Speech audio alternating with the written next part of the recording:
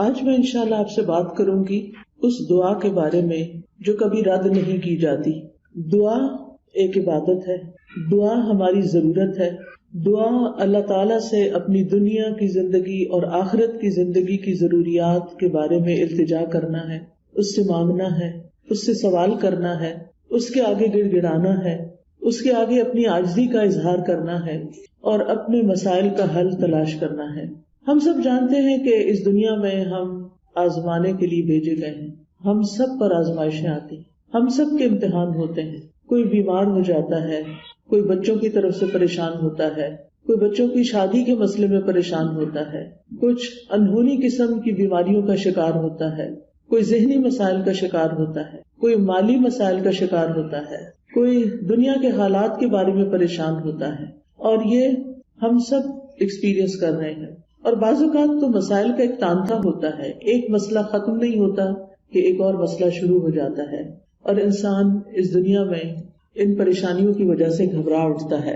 امام ابن القیم کہتے ہیں کہ دعا آزمائشوں کی دشمن ہے، یعنی ادھر آزمائش آئی تو اس کا مقابلہ دعا سے کیجیے. وہ کہتے ہیں کہ دعا مفید ترین علاجوں میں سے ایک علاج ہے.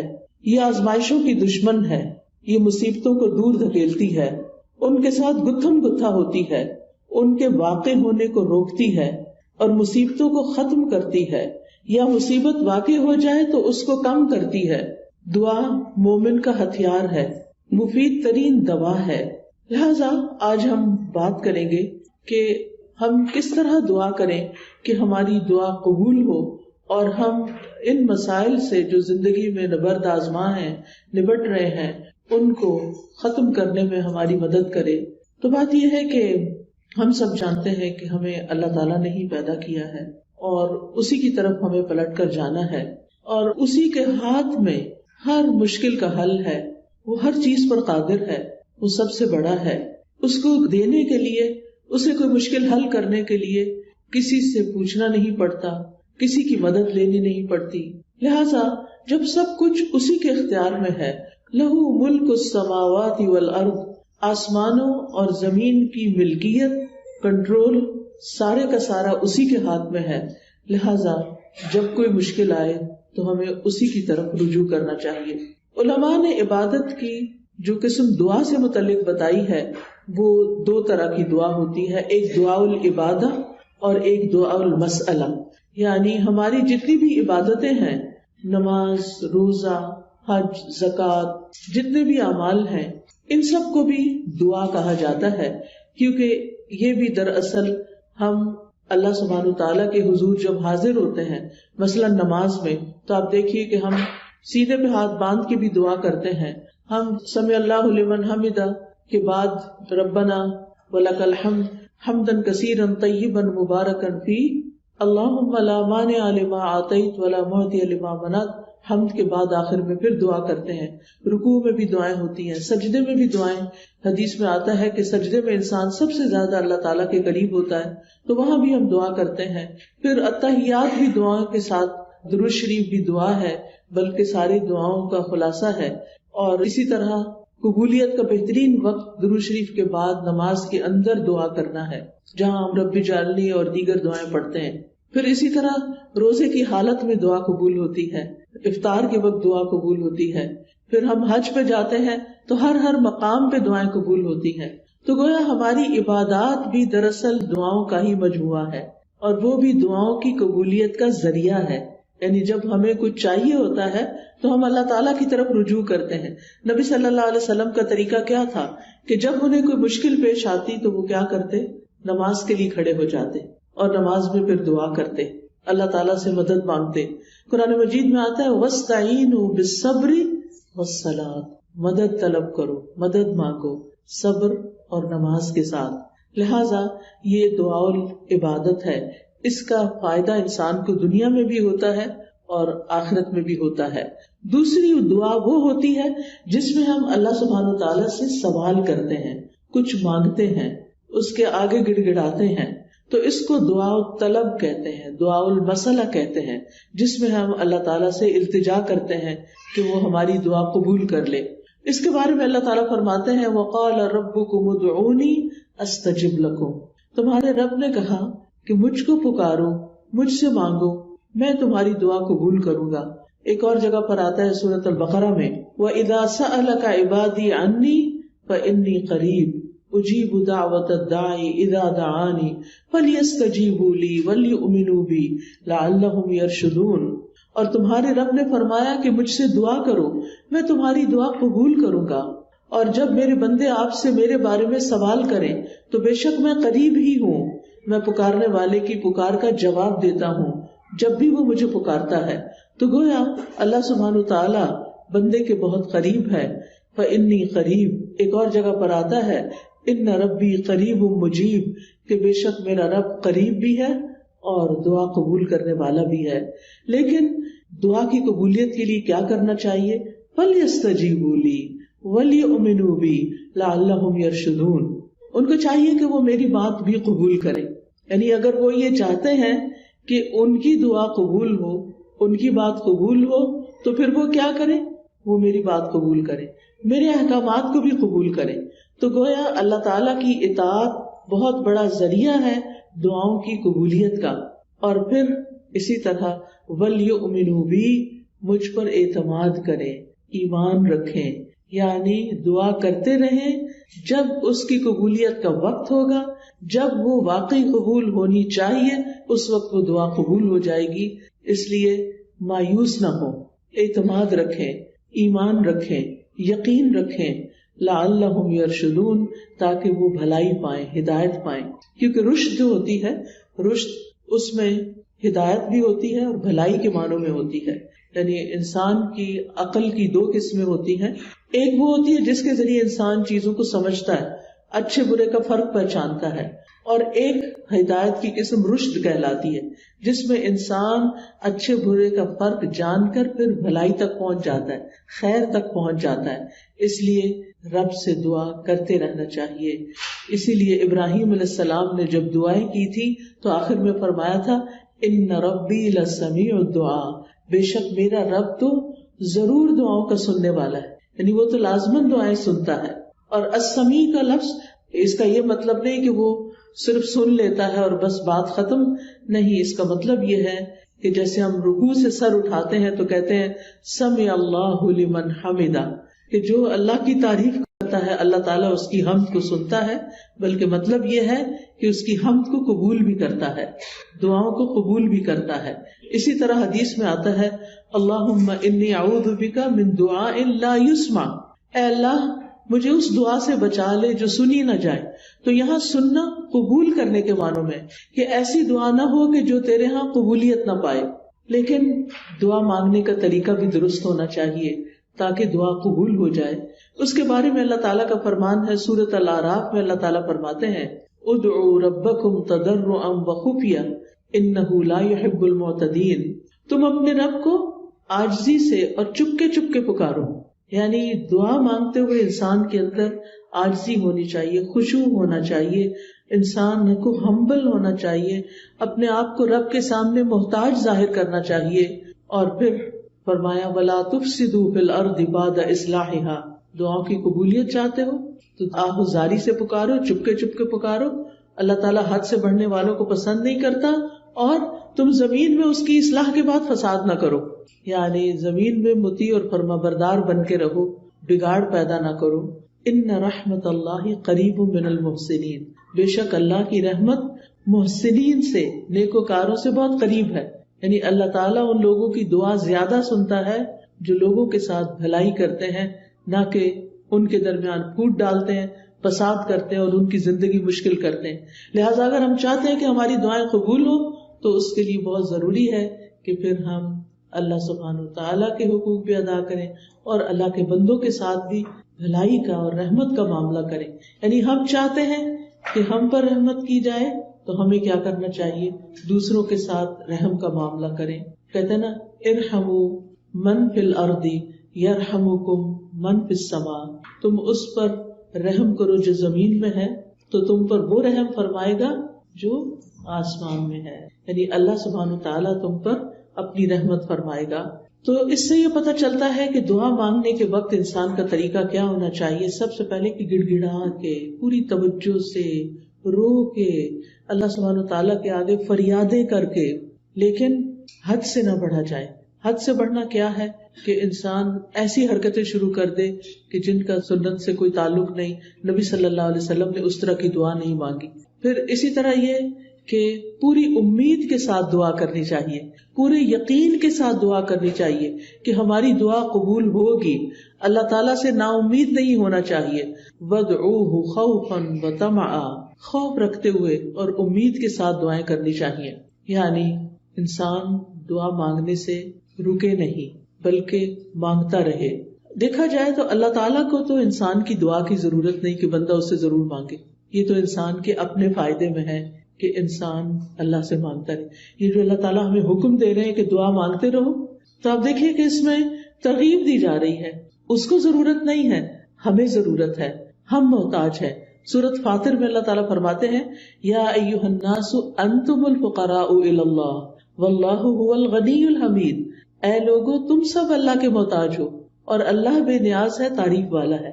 یعنی محتاج ہم ہیں، ضرورت ہماری ہے اور اللہ بے نیاز ہے، اس کو ضرورت نہیں ہے، اس کو کسی کی محتاجی نہیں ہے کہ کوئی دعا کرے گا تو اس کی شان بلند ہوگی. وہ تو پہلے سے ہی بلند شان کا مالک ہے. ایک حدیث قدسی میں آتا ہے اللہ تعالیٰ فرماتے ہیں اے میرے بندو تم کبھی مجھے نقصان پہنچانے کی طاقت نہیں رکھو گے، یعنی میرا کچھ نہیں بگاڑ سکتے کہ مجھے نقصان پہنچا سکو، نہ کبھی مجھے فائدہ پہنچانے کے قابل ہوگے کہ مجھے فائدہ پہنچا سکو. نہ ہم اللہ تعالیٰ کا نقصان کر سکتے ہیں اور نہ ہی اس کو فائدہ دے سکتے ہیں. اسی لیے ایک اور حدیث میں آتا ہے اے میرے بندو اگر تمہارے پہلے والے اور تمہارے بعد والے اور تمہارے انسان اور تمہارے جن سب مل کر تم میں سے ایک انتہائی متقی انسان کے دل کی طرح ہو جائیں تو اس سے میری بادشاہت میں کوئی اضافہ نہیں ہوگا. یعنی اگر ہم سب کے سب بہت نیک بھی بن جائیں تو اللہ تعالیٰ کو تب بھی کوئی فائدہ نہیں. ہم اپنا سارا مال بھی خرچ کر دیں تو اللہ تعالیٰ کا کچھ بھی فائدہ نہیں، اس کا ریٹرن خود ہم ہی کو ملنے والا ہے. تو بات یہ ہے کہ دعا انسان ہی کو فائدہ دیتی ہے، لہذا دعا مانگتے رہنا چاہیے کیونکہ دعا ایک عبادت ہے. ہم اپنی زندگی میں جتنی بھی دعائیں کریں گے اتنی زیادہ اللہ تعالیٰ کی محبت پائیں گے، کیونکہ نبی صلی اللہ علیہ وسلم نے فرمایا لیس شیء اکرم علی اللہ من الدعاء، اللہ کے ہاں دعا سے بڑھ کر کوئی چیز عزت والی نہیں. یعنی ہم بندوں سے مانگتے ہیں تو وہ کیا ہوتا ہے، ذلت ہوتی ہے، لیکن جب ہم اللہ سے مانگتے ہیں تو اللہ تعالیٰ کے ہاں درجات بلند ہوتے چلے جاتے، عزت بڑھتی چلی جاتی ہے. دعا کرنے والے سے اللہ تعالیٰ محبت کرتا ہے اور جو دعا نہیں کرتا اس سے کیا ہوتا ہے پتہ نا آپ کو، اللہ تعالیٰ اس سے ناراض ہوتا ہے. جو دعا نہیں کرتا، جو اللہ سے نہیں مانگتا، جو اللہ کے سامنے اپنی حاجت نہیں رکھتا، اللہ تعالیٰ اس سے ناراض ہوتا ہے. لہٰذا دعا کرنے والے اللہ کے محبوب ہیں اور نہ مانگنے والوں سے اللہ تعالیٰ ناراض ہوتا ہے. دعا نہ کرنا تکبر کی علامت ہے. بعض لوگوں کو کہا جاتا ہے نا دعا کرو، کہتے بہت کر لی کوئی فائدہ نہیں ہوا، یا کہتے ہیں اس کو تو پتہ ہی ہے ہمیں کیا چاہیے، ہمیں کیا ضرورت ہے کہ ہم اس سے مانگے. نہیں، ہمیں ضرورت ہے اس سے مانگنے کی، اور جب تک ہم مانگتے رہیں گے ہماری نیکیوں میں اضافہ ہوتا رہے گا اور ایک وقت آئے گا کہ قبول بھی ہو جائے گی.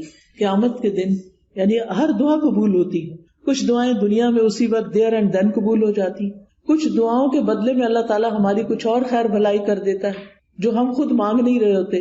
اللہ تعالیٰ وہ چیزیں ہمیں عطا کر رہا ہوتا ہے جو ہماری اس دعا کی قبولیت سے زیادہ بڑی ضرورت ہوتی ہے. اور کچھ دعائیں ہماری آخرت کے لیے سیو کر دی جاتی ہیں. جب ہمارے عمل میں کچھ بہت اچھا نہیں ہوتا، ہمارے پاس بہت ساری نیکیاں نہیں ہوتی، لیکن ہم کسی مسئلے میں پریشان ہوتے ہیں اور دعائیں کرتے رہتے ہیں، تو یہ ہماری نیکیوں میں اضافے کا ذریعہ بن جاتی ہیں. اور قیامت کے دن اللہ تعالیٰ کے ہاں جو بندہ ان دعاؤں کا اجر پائے گا جو دنیا میں قبول نہیں ہوئی تھی، تو انسان کیا تمنا کرے گا، کاش دنیا میں میری کوئی دعا بھی قبول نہ ہوئی ہوتی اور آج سارے کا سارا مجھے یہی ملتا. ہم سب جانتے ہیں کہ دنیا کی زندگی جو ہے وہ ہماری بہت ہی محدود سی ہے. یہاں اگر ہمیں سب کچھ بھی مل جائے تو بھی ہم دیکھتے ہیں کہ یا وہ چیز ختم ہو جاتی یا ہم چلے جاتے ہیں دنیا سے. یعنی کچھ بھی تو یہاں باقی رہنے والا نہیں. ہمارے پاس قارون کے خزانے بھی ہوں تو وہ بھی ختم ہو جائیں گے، تو بھی ہمیں دنیا سے چلے جانا ہے. کل من علیہا فان ویبقی وجہ ربک ذو الجلال والاکرام. اس لیے کبھی بھی مایوس نہ ہو، مانگتے چلے جائیں، مانگتے چلے جائیں. دعا مانگنے سے کبھی بھی تھکے نہیں. لیکن دعا مانگنے کے کچھ آداب ہیں، کچھ شرائط ہیں، وہ ہمیں ضرور سیکھ لینی چاہیے. اور اگر ہم نے سیکھی ہوئی ہیں تو ضرور دوہرا لینی چاہیے. اور اس کا فائدہ کیا ہے کہ اس سے ہماری دعائیں قبول بھی ہوں گی اور ہمارے دل میں ایک اطمینان بھی پیدا ہوگا. تو ابن قیم نے چند سطروں میں دعا کا خوبصورت نچوڑ پیدا کیا ہے. وہ کہتے ہیں کہ وہ کون سی اہم چیزیں ہیں جو کسی انسان کو دعا کرتے ہوئے معلوم ہونی چاہیے. اور اس کے آخر میں انہوں نے یہ جملہ کہا ہے پورے یقین کے ساتھ کہ جو ان شرائط کو پورا کر کے دعا کرے گا وہ دعا کبھی رد نہیں ہوگی، یعنی اس کی دعا کبھی رد نہیں ہوگی. تو آج کا موضوع بھی یہی ہے کہ وہ کون سی دعا ہے جو رد نہیں ہوتی، یعنی وہ کس طریقے سے مانگی ہوئی دعا ہے جو ضرور قبول ہو جاتی ہے. اور یہ باتیں انہوں نے اپنی کتاب الجواب الکافی لمن سأل عن الدواء الشافی، اردو میں بھی کتاب آپ نے اس کا ترجمہ دیکھا ہوگا دوائے شافی کے نام سے. ہو سکتا ہے آپ میں سے کچھ لوگوں نے یہ کتاب پڑھی ہو. بہت ہی اچھی کتاب ہے، پڑھنے کے لائق ہے. میں سمجھتی ہوں جس نے زندگی میں یہ کتاب نہیں پڑھی اس کے علم میں بہت بڑی کمی ہے. اردو میں یہ کتاب، انگلش میں بھی کچھ مختصر سی شاید ٹرانسلیشن ہے، اصل کتاب عربی میں ہے. اگر آپ کو اردو نہیں بھی سمجھ آتی، نہیں پڑھ سکتے، تو کم از کم آپ اس کے آڈیو لیکچر سن سکتے ہیں. قرآن فار آل ایک ایپ ہے جس میں دوائے شافی کے سارے لیکچرز ریکارڈڈ موجود ہیں. اس میں سے ایک ایک لیکچر اگر آپ کر کے سنیں گے تو کتاب ختم ہو جائے گی. آڈیو بک ہے وہ، اور چھوٹا چھوٹا میں نے ایکسپلین بھی کیا ہوا ہے اس میں. تو اس سے آپ کو زندگی گزارنے کے بہت سارے پر حکمت ایسے نکتے ملیں گے کہ جن کو اپنا کے آپ کی زندگی میں ایک اطمینان اور سکون پیدا ہو جائے گا. تو بہرحال اس کتاب کا ترجمہ النس اینڈ دا کیور کے نام سے بھی آپ دیکھیے گا ضرور. تو دعا کی قبولیت کے اسباب کون سے ہیں؟ اگر آپ کے پاس کاپی پین ہو تو اپنے پاس نوٹ کر لیجئے، اور اگر نہیں تو دل پہ لکھ لیجئے. سب سے پہلی چیز دل کا حاضر ہونا، یعنی دعا کی قبولیت کے لیے سب سے اہم ترین چیز کیا ہے کہ دل کی حضوری کے ساتھ دعا کی جائے. یعنی مقصد کو حاصل کرنے کے لیے مقصد کو پہلے اچھی طرح سمجھ لینا چاہیے کہ مانگنا کیا ہے. پھر مانگنے کے لیے الفاظ کیا ہونے چاہیے، کیونکہ آپ دیکھیے جتنے اچھے الفاظ سے آپ مانگتے ہیں نا، اور جتنے پیار سے مانگتے ہیں، جتنی عاجزی سے مانگتے ہیں، تو جو آپ مانگتے ہیں وہ آپ کو مل جاتا ہے. آپ کسی انسان سے بھی، کسی بچے سے بھی، مثلا بعض اوقات ایسا ہوتا ہے نا، بچہ آپ کی کوئی چیز اٹھا کے بھاگ جاتا ہے تو آپ اسے کہتے ہیں ادھر آؤ، واپس لاؤ، تو کیا ہوتا ہے وہ اور دور بھاگتا ہے. لیکن اگر آپ پیار سے اس کو کہتے ہیں اچھا یہ دیکھو ادھر آؤ، میرے پاس یہ چیز بھی ہے تمہارے لیے، آؤ، تو وہ اس چیز کو دیکھتا ہے تو وہ فوراً آ جاتا ہے. تو جو پیار کی بات ہوتی ہے نا، محبت کی بات ہوتی ہے، اور توجہ سے بات جو کی جاتی ہے، اس کا اثر ہی کچھ اور ہوتا ہے. بعض اوقات ہم ایسے کرتے ہیں، ہمارے ہاتھ میں فون ہوتا ہے اور ہم کسی سے بات کر رہے ہوتے ہیں تو وہ دوسرے کو کوئی اثر نہیں ہوتا، بچے اس بات کا کوئی اثر نہیں لیتے. تو توجہ، دل کی حضوری، اچھے الفاظ، اور غفلت سے باہر آ کے اچھے سے مانگنا. کیونکہ حدیث میں آتا ہے وَاعْلَمُوا أَنَّ اللَّهَ لَا يَسْتَجِيبُ دُعَاءً مِّن قَلْبٍ غَافِلٍ لَاهٍ، جان لو بے شک اللہ غافل اور لہو لعب یعنی کھیل کود میں مبتلا دل کی دعا قبول نہیں کرتا. یعنی دھیان ہمارا کہیں اور لگا ہوا ہے، کان ہمارے کہیں اور لگے ہوئے ہیں، اور ہم صرف زبان سے کوئی کتاب اٹھا کے، آج کل تو بہت سہولت ہو گئی ہے نا کہ خود سے سوچنا بھی نہیں پڑتا کیا مانگنا ہے، بس بک اٹھائی دعاؤں کی، یا کوئی کارڈ اٹھا لیا، یا پھر کوئی ایپ کھول لی اور لفظ پڑھنا شروع کر دیے. ٹھیک ہے وہ بھی دعائیں ہیں، لیکن ان کو بھی سلیقے سے پڑھنے کی ضرورت ہے. ان پر بھی جب آپ پڑھتے ہیں نا تو صرف ایسے نہیں کہ قرآن کی تلاوت کر رہے ہیں بغیر سوچے سمجھے تو دعائیں بھی بغیر سوچے سمجھے پڑھتے چلے جائیں، ایسا نہیں کرنا، بلکہ جو کچھ بول رہے ہیں اس کو سمجھنا بھی ہے، کیا مانگ رہے ہیں، کیوں مانگ رہے ہیں. لہذا ہمیں غفلت سے نکلنا ہے، دل حضوری کے ساتھ مانگنا ہے، ڈسٹریکشن سے بچنا ہے. جو آپ کی خاص خاص دعائیں نا وہ ایسے وقت میں کیا کریں جب ڈسٹریکشن نہ ہو. کیونکہ بعض اوقات آپ دعا مانگ رہی ہیں اور ادھر سے بچہ آپ کو کھینچ رہا ہے، ادھر سے فون بج رہا ہے، ادھر سے کوئی گھر کے باہر کھڑا ہے، ادھر سے آپ کو خوشبو آ رہی ہے کہ ہڈیاں جل رہی ہے. اب آپ سوچیں کیا دعا مانگی جائے گی، کیسی دعا ہوگی وہ، اور پھر اس میں قبولیت کیا ہوگی جب آپ کو خود ہی پتہ نہ ہو، کان کہیں لگے، آنکھیں کہیں لگے، ناک کہیں لگے، کیا پتہ چلے گا کیا مانگا کیا نہیں مانگا. لہٰذا ایسے وقت میں مانگے جب آپ اکیلے ہوں، تنہا ہوں، آپ اور آپ کا رب ہو، پھر آپ اسے چپکے چپکے سرگوشیاں کریں. اذ نادى ربه نداء خفيا، زکریا علیہ السلام نے اپنے رب کو پکارا تھا چپکے چپکے، خفیہ خفیہ. ادعوا ربکم تضرعا وخفیا، عاجزی اور زاری بھی ہو اور چپکے چپکے مناجاتیں بھی ہوں، کیونکہ دعا کرتے وقت جذبات بھی ساتھ ہونے چاہیے، یعنی اللہ کی رحمت کو محسوس کرنا چاہیے، اللہ کا شکر ادا کرنا چاہیے کہ اس نے توفیق دی ہے، اور پھر اس یقین کے ساتھ کہ اللہ بڑا مہربان ہے، رحم فرمانے والا ہے، وہ اس وقت بھی سن رہا ہے، وہ میرے دل کی حالت جانتا ہے، اور وہ کچھ دے سکتا ہے جو میں مانگ رہی ہوں۔ جب آپ بندوں سے کچھ مانگتے ہیں نا تو بعض اوقات ان کے پاس ہوتا بھی ہے، وہ نہیں دیتے، لیکن اللہ تعالیٰ جب دیتے ہیں تو اس کے خزانوں میں تو کمی ہوتی ہی نہیں۔ بندوں کو تو یہ خوف ہوتا ہے نا، ہم نے دے دیا تو ہمارا کیا بنے گا، ہر دفعہ ایسے ہی ہوتا ہے نا، کوئی ہم سے کچھ مانگ لے تو پہلے ہم سوچتے ہیں ہمارا کام چلے گا دینے کے بعد، بس اتنا ہی دیتے ہیں جتنا ہم بس دینا چاہتے ہیں، اس سے آگے نہیں۔ اللہ سبحانہ وتعالیٰ کے خزانے بھرے ہوئے ہیں، جب سے زمین و آسمان بنا ہے وہ خرچ کیے چلے جا رہا ہے، لیکن اس کے خزانوں میں قطرے برابر بھی کمی نہیں ہوئی، قطرے برابر بھی کمی نہیں ہوئی۔ اس کو کیا فرق پڑتا ہے؟ اور جب ہم یہ جانتے ہیں کہ زمین و آسمان کی ہر چیز اس کے کنٹرول میں ہے، وہ بادشاہ ہے، وہ مالک ہے، اور وہ دینے پہ پوری طرح قادر ہے، تو پھر ہم اس امید کے ساتھ مانگے۔ قرآن مجید میں آتا ہے کہ وَإِن مِّن شَيْءٍ إِلَّا عِندَنَا خَزَائِنُهُ وَمَا نُنَزِّلُهُ إِلَّا بِقَدَرٍ مَّعْلُومٍ، کوئی چیز ایسی نہیں، یو نیم اٹ، کہ جس کے خزانے ہمارے پاس نہ ہو، لیکن ہم ان خزانوں میں سے کتنا کتنا دیتے ہیں، کتنا کتنا اتارتے ہیں، ایک معلوم اندازے کے مطابق، ایک مقرر اندازے کے مطابق، کیونکہ اللہ تعالی الحکیم بھی ہے، اس کو پتا ہے کس انسان کو کب کون سی چیز دینی چاہیے، کیونکہ وہ ہمارے بارے میں ہم سے زیادہ جانتا ہے نا، کہ اگر میں نے اس کی دعا قبول کر لی اور اس کو وہ مل گیا جو چاہتا ہے، پھر یہ مجھے بھول جائے گا، اور مجھ سے غافل ہونا اور بھولنا اس بندے کے حق میں نقصان دہ، لہٰذا بہتر ہے کہ اس کی دعا ابھی قبول نہ کی جائے، یہ کچھ اور مانگ لے۔ یعنی بعض لوگوں کی دعا صرف اس لیے قبول نہیں کی جاتی کہ ان کا رونا اللہ کو پسند ہوتا ہے، ان کا مانگتے رہنا اللہ کو پسند ہوتا ہے، کیونکہ جب ہم دکھی ہوتے ہیں، تکلیف میں ہوتے ہیں، پریشان ہوتے ہیں، تو پھر ہم اللہ کی طرف رجوع کرتے ہیں، اور جب ہماری ضروریات پوری ہو جاتی ہیں تو پھر ہم کیا کرتے ہیں، پھر تو ہم نماز پڑھنا بھی بھول جاتے ہیں، پھر ہم صدقہ خیرات دینا بھی بھول جاتے ہیں۔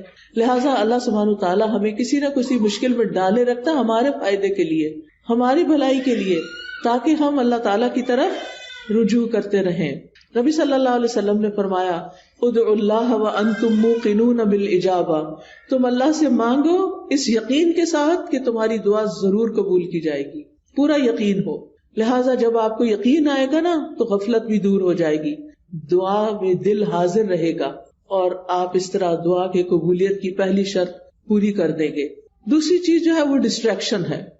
ڈسٹریکشن کا مطلب یہ ہے کہ انسان کبھی کہیں دیکھے، کبھی کہیں دیکھے، کبھی کچھ سوچے، کبھی کچھ سوچے، اور جو مانگ رہا ہے اس کی خبر نہ ہو اس کو، تو ہمیں سمجھ کر دعا کرنی، سمجھ کر، یعنی یہ دوسرا اہم نقطہ ہے، حاضر دل کے ساتھ اور سمجھ کر، کیونکہ اگر پتہ ہی نہیں مانگ کیا رہے ہیں تو پھر کیا فائدہ۔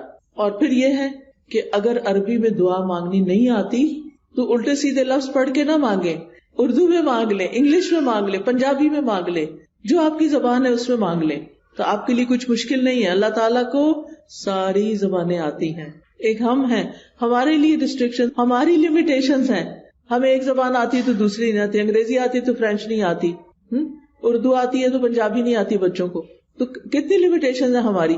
اللہ تعالیٰ کے لیے کچھ مشکل نہیں، کسی بھی ڈائلیکٹ میں، کسی بھی زبان میں، کسی بھی وقت، کسی بھی لمحے کچھ بھی مانگتے ہیں، وہ سب کچھ سمجھتا ہے، جانتا ہے، اور دینے پر پوری طرح قادر ہے۔ پھر آپ دیکھیے کہ دعا کرتے وقت کسی بے مقصد کام میں مشغول نہ ہو۔ اچھا بعض لوگ موبائل سے دعائیں پڑھتے ہیں، ٹھیک ہے، سہولت کے لیے پڑھ سکتے ہیں آپ، اب کیا ہوتا ہے اتنے میں اوپر ایک نوٹیفیکیشن آ جاتا ہے، اچھا آدھی دعا پڑھی، آدھا میسج پڑھا، نہ ادھر کے نہ ادھر کے، ملٹی ٹاسکنگ ہو رہی۔ دنیا کے کاموں میں تو ملٹی ٹاسکنگ آپ کر سکتے ہیں، لیکن اللہ تعالیٰ کے ہاں تو بس ایک وہ ہے، اس کو ایک مانتے ہوئے بس وہ اس میں بھی یہ بھی شریک کرنا پسند نہیں کرتا کہ جب ہم اس سے بات کر رہے ہوں تو ہم اوروں کے بارے میں سوچ رہے ہوں، یا اس سے بات کر رہے ہوں تو بیچ میں کسی اور سے باتیں شروع کر دیں، اس کو یہ پسند نہیں ہے۔ لہٰذا ہمیں ڈسٹریکشن سے بچنا ہے۔ بعض اوقات یہ ہوتا ہے کہ کوئی چیز ہمارے انگوٹھی وغیرہ ہاتھ میں ہوتی ہے تو کچھ لوگ کیا کرتے ہیں، دعا مانگتے ہیں اس سے کھیلنا شروع کر دیتے ہیں، کوئی بٹن کھول بند شروع کر دیتا ہے، کچھ اور کرنے لگتے ہیں۔ ان ساری چیزوں سے بچنا ہے۔ اس وقت کپڑے نہیں سنوارنے، کوئی اور کچھ نہیں، کھجانا شجانا بھی نہیں، اگر کھجانا پہلے کھجا لیں، اور پھر اس کے بعد دعا کرنی شروع کریں. یعنی 100% آپ کی توجہ دعا کی طرف ہونی چاہیے. ہمارے اسلاف میں سے کسی نے ایک شخص کو دیکھا کہ دعا کر رہا تھا اور ساتھ کنکریوں سے کھیل رہا تھا. انہوں نے کہا یہ کنکریاں پھینک دو اور اپنی دعا پہ توجہ کرو. دعا کرتے ہوئے تمہارا دل اور اعضاء سارے پورا جسم اس طرف متوجہ ہونا چاہیے. تو یہ تھی پہلی شرط. ٹھیک ہے. دوسری شرط یا دوسرا نقطہ یا دوسرا ادب کیا ہے؟ قبولیت کے 6 اوقات میں سے کسی وقت میں دعا کرنا. اب قبولیت کے 6 اوقات کون سے ہیں میں ابھی آپ کو بتاتی ہوں. یہ 6 اوقات ایسے ہیں جن میں دعا قبول ہو جاتی ہے اور کبھی رد نہیں ہوتی. لہذا دل کو حاضر رکھنے کے ساتھ ساتھ دوسری چیز وقت کا انتخاب ہے کہ کس وقت آپ مانگیں, کون سا زیادہ سوٹیبل ٹائم ہے. تو ان میں سے سب سے پہلے رات کا آخری تہائی حصہ, 1/3 of last part of the night. اب وہ کیا ہے, جیسے آپ کے موبائل پہ وہ ٹائمنگز ہوتے ہیں نا صلاۃ کے, تو وہ آ جاتا ہے تہجد کا وقت آ جاتا ہے. آج کل شاید 1:30 ہے یا کچھ اس طرح. تو وہ لاسٹ پارٹ آف نائٹ ہوتا ہے, جو تیسرا حصہ آخری حصہ ہوتا ہے رات کا, فجر کی اذان سے پہلے, آپ سمجھے 1.5-2 گھنٹے پہلے. اب اس وقت میں آپ اللہ تعالیٰ سے دعا کریں گے, جو کہ تہجد کا وقت ہوتا ہے. سب سو رہے ہوتے ہیں, فون کالز کرنے والے بھی سو رہے ہیں, آنے جانے والے بھی سو رہے ہیں, گھر والے بھی سو رہے ہیں, بچے بھی سو رہے ہیں, سبھی سو رہے ہیں. اب آپ کا رب جاگ رہا ہے, لہٰذا جب آپ کی آنکھ کھلے تو آپ اپنے رب کو پکاریں, چاہے آپ بستر میں لیٹے ہوئے پکاریں. منع نہیں ہے لیٹ کے دعا کرنا, آپ لیٹ کے بھی دعا کر سکتے ہیں. اس وقت کوئی آپ کو دیکھ نہیں رہا ہوگا, آپ اللہ کے آگے رو سکتے ہیں, آپ اپنی التجائیں فریادیں کر سکتے ہیں. اگر کوئی ساتھ سویا ہوا ہے تو پھر زور سے نہیں بولیے, دل دل میں بولیے, کیونکہ اللہ تعالیٰ نے اجازت دی ہے کہ ادعوا ربکم تضرعا وخفیہ, خفیہ خفیہ, چپکے چپکے, وسپرنگ میں, دل ہی دل میں اللہ کے ساتھ فریادیں کرنا شروع کر دیں. اور یہ دل کی حضوری کا بہترین وقت ہے. حدیث میں آتا ہے ہمارا رب تبارک و تعالی ہر رات آسمانی دنیا پہ نزول فرماتا ہے. جب رات کا آخری تہائی حصہ باقی رہ جاتا ہے اور وہ آواز دیتا ہے کوئی جو مجھ سے دعا کرے تو میں اسے قبول کر لوں. اللہ تعالیٰ خود پکار رہے ہیں, مانگو مجھ سے. ہے کوئی جو مجھ سے مانگے تو میں اسے عطا کر دوں. ہے کوئی جو مجھ سے بخشش طلب کرے تو میں اس کو معاف کر دوں. اور یہ ہر رات ہوتا ہے, ایوری نائٹ. لہٰذا اس وقت سے فائدہ اٹھانا چاہیے. اگر ہم اپنے گناہوں سے پریشان ہیں, اپنی بری عادتوں سے پریشان ہیں, اپنے کچھ مینٹل ہیلتھ کے بارے میں پریشان ہیں, کسی خاص مسئلے کے بارے میں پریشان ہیں, تو اس آخری حصے میں رات کے اٹھیں اور اللہ تعالیٰ سے دعا کریں. اللہ تعالیٰ اپنی شان کے مطابق آپ کو نوازے گا اور یہ دعاؤں کی قبولیت کا سنہری موقع ہوتا ہے. دوسرے مواقع کون سے ہیں؟ ابن القیم لکھتے ہیں عند الاذان, حدیث میں بھی آتا ہے اذان. اب آپ کہیں گے ہمارے گھر میں تو اذان ریکارڈیڈ ہے. بالکل ریکارڈیڈ اذان بھی اذان ہے, وہ کچھ اور تو نہیں ہے نا. بعض لوگ کہتے ہیں اچھا اس کا جواب دیں, بھائی کیوں نہ دے, وہ کیا کہہ رہا ہے, وہ وہی تو کہہ رہا ہے جو اذان کے الفاظ ہیں. اب آپ مسجد میں بھی ہوتے ہیں تو کیا آپ کو مؤذن کی اصل آواز آ رہی ہوتی نہیں نا. کس میں سے آ رہی ہوتی؟ مائک کے تھرو آ رہی ہوتی ہے.